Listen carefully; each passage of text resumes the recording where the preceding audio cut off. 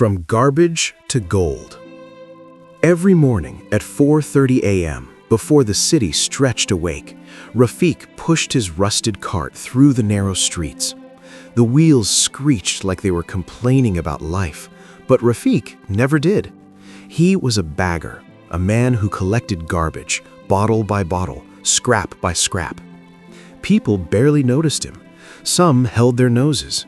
Others looked straight through him like he was part of the pavement. But Rafiq noticed everything. He noticed which neighborhoods threw away more plastic, which factories dumped copper wires, which restaurants wasted sealed food. While others saw trash, Rafiq saw patterns.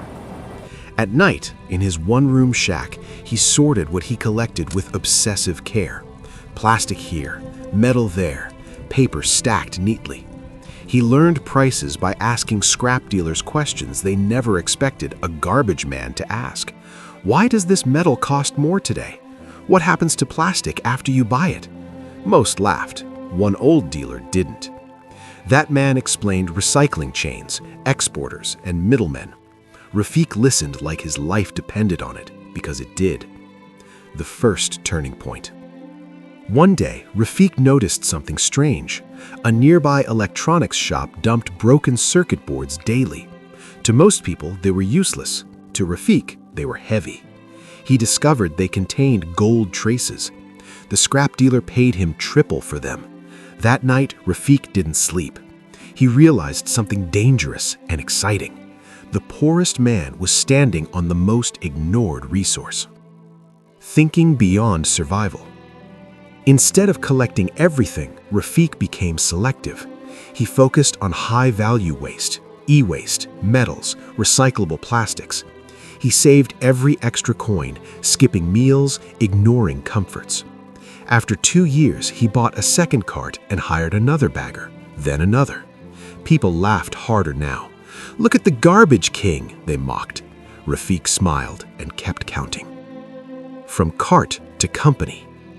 With enough savings, he rented a tiny warehouse. No signboard, no office chair, just sacks of sorted waste.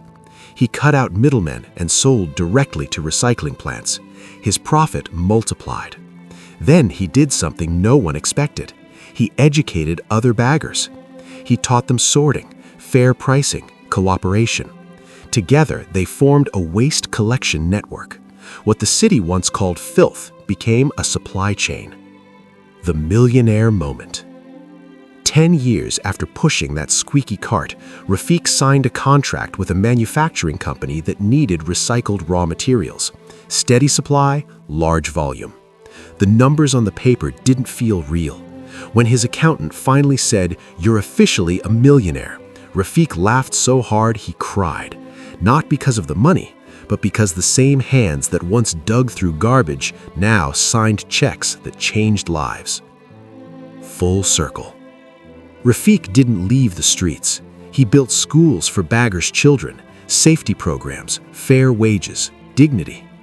When asked in interviews how he did it, he said, "I never climbed out of garbage, I climbed through it." And the city finally learned what Rafiq knew all along.